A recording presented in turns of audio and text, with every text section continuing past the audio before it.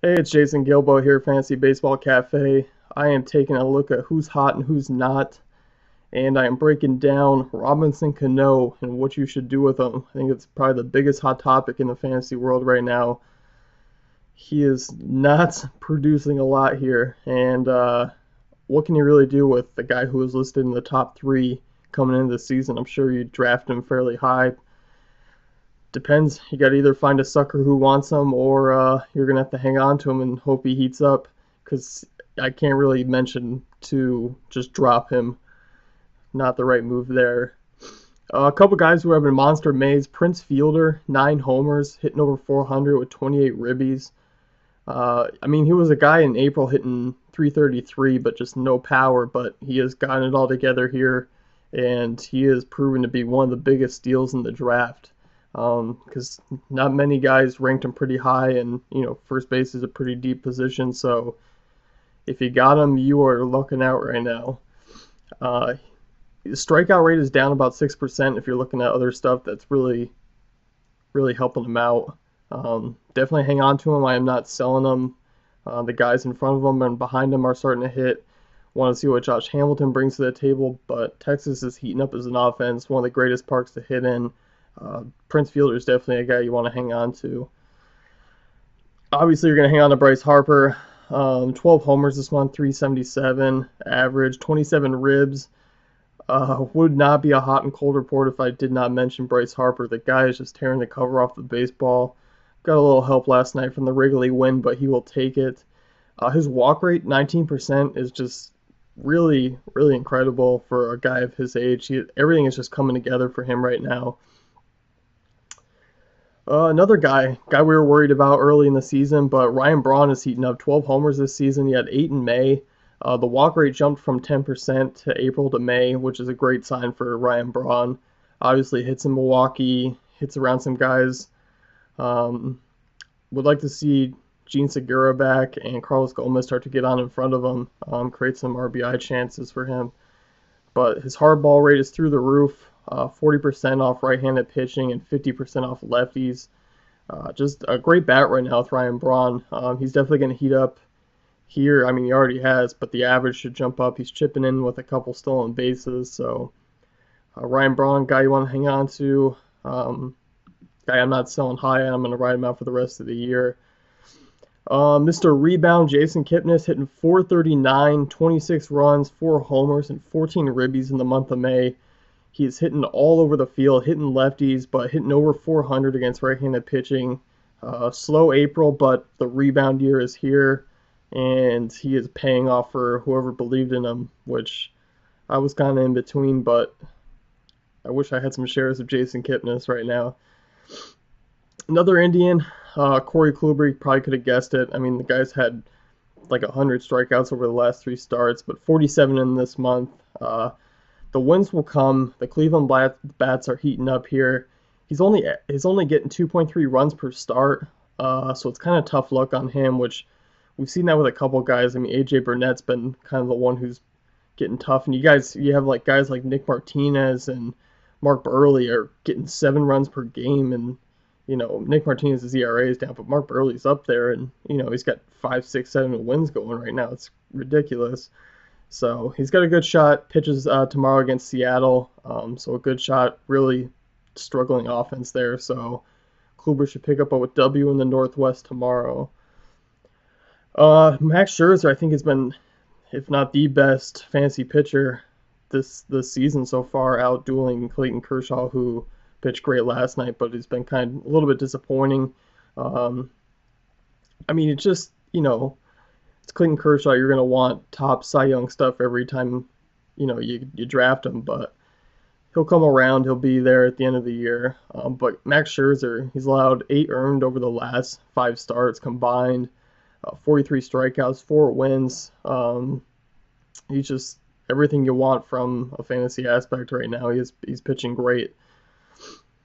There are a couple bats that I am really loving right now that are coming through. A couple third basemen. Kyle Seager starting to really heat up. Just a 266 average and 2 homers in April. But now he's hitting 295 here in May with seven homers. His strikeout rate is down this season. That 11% batted ball stats are really solid. Of course, his ISO numbers are through the roof, so you don't really worry about him much in Safeco. Safeco for lefties is decent, definitely better than righties. So I'm hanging on Seager. I may go out and look to grab Seager if someone's looking to sell him. Definitely a guy I want on my team. Hits in that Harley order, and he's really the big run producer right now with Cano in front of him not doing much. Another third baseman, Josh Harrison, was worthy of a ton of drops after his very poor April, but he's back in the leadoff spot, got some confidence back there. He's hitting over 300, has 4 homers plus stolen bases, so not.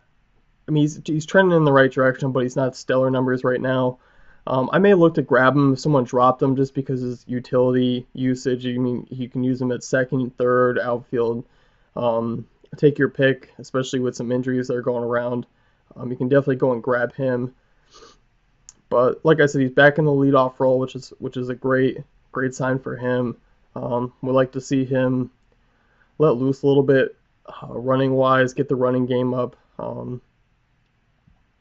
But those guys in the Midwest, those bats, the weather warms up and they start to warm up as well. A couple guys I'm selling high on. Brandon Crawford. If he's your only shortstop on your team, you're obviously going to try and ride this as long as you can. But if you picked him up and he's just better than a guy who's like Troy Tulowitzki or Ian Desmond, guys who are Ian Desmond's been picking it up, but Tulowitzki's been awful. He's swinging at everything out of the zone. His strikeout rate's through the roof. Brandon Crawford, 299, 31 ribbies. I mean, he's really besting a lot of shortstops right now. And if you're selling high, you can definitely trade him out and pick up some bats or some pitching, maybe a 2-for-1. Find someone who's really desperate for some offense. But Brandon Crawford usually tails off in the second half. I don't like his spot in the order. He hits 7th most of the time, and then plus hitting in San Francisco is not a ton of offense there. But his teammate Brandon Belt is a guy who I am definitely keeping. He was hitting over 300 before May, and then he got out, headed to Colorado, headed to Cincinnati, and then let the power numbers launch. And he's a guy who's got predominantly really good power. So I'm definitely holding on to him. He's a guy who's gonna really benefit from Hunter Pence coming back into the lineup. So I'm selling Brandon Crawford. I don't believe he's going to carry this out throughout the huge year.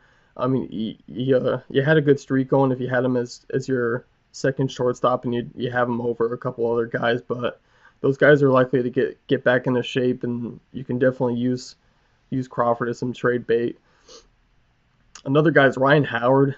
I mean, he seems to be hitting a home run every other game, but it's just 10 this season, 24 ribbies. He's hitting 256. He's on pace for 30 homers and about 80 RBIs. I mean, likely you probably didn't draft him. You probably picked him up through the waiver wire if you have him. So he's a great piece to trade if you're looking for some help in other departments, stolen bases, guys. You need some pitching or closing. I'm definitely looking to ship off Ryan Howard. I mean, his average is probably not going to go up. It's probably just going to either stay put, probably drop a little bit lower. The RBIs and homers, he'll probably come close to 25, 30, I'm guessing. I don't see him breaking out and having a monster year. So definitely, I mean, you probably didn't draft him, like I said, so you're not really losing much unless you're desperate for home runs and RBIs. The guy I'm buying low on is Carlos Carrasco. He had a great start today against Texas. I think he struck out over 8 innings and allowed an earned run. His ERA is 4.74 before today's start. Probably someone he was pretty highly ranked before the season started. So that ERA may frustrate owners to ship him off or look to trade him for a pitcher who's doing well, but who's likely not going to carry that out. I mean, Carrasco's numbers are great. He keeps the ball in the yard. He's only allowed 5 home runs in 10 starts this season. He's got 28% strikeout rate. He doesn't walk a ton of guys, only a 5.1% walk rate, 2.63 FIP, which is, up there in the top of the league. So he's a guy I was really high on. The ERA is going to come down. He's been kind of unlucky with runners in scoring position and guys left on base, but everything's going to come through. And Carlos Carrasco's, I mean, he's a great fantasy value pitcher. I'm definitely looking to grab him if someone's offering him up. Another one is Tyson Ross. A lot of guys had him as a top 10 pitcher coming into the year. He's always been great at Petco, but struggling a little bit at home. I mean, you look at the numbers, a 3.84 ERA for how inconsistent and not as good as he was in the previous years. His walk rate is really high, but I expect him to bring that back down just because guys are being a little more patient with him. I mean, balls in play is allowing a 355 average. That's got to come down. That's way too high, especially on a 18% line drive rate, which is he's allowing. Like I said, 27% strikeout rate, 64% ground ball rate. Those are awesome numbers from a pitcher. I really like Tyson Ross. A lot of high upside for strikeouts. 3.84 ERA. He's been kind of unlucky. But like I said, any Petco pitcher in the NL West, I really like altogether. So if you find someone who's a bit frustrated with his numbers and his inconsistency, you definitely want to snag him up. I'm looking to buy low on those guys. Throw some offers their way. A guy I'm staying put who's been, the Cubs are a really exciting team. You had Anthony Rizzo. Dexter Fowler, he's available in like 27% of the leagues around. I really like Dexter Fowler.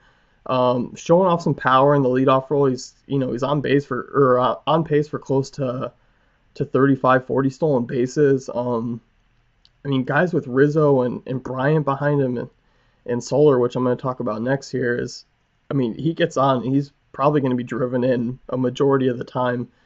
So a great all-around outfielder. I really like Dexter Fowler in that offense. Great fantasy value. So if he is out there, I'm definitely snagging him off the waiver wire. So like I said, Jorge Soler, the 32% strikeout rate is a bit frustrating, but the guy's 23 years old.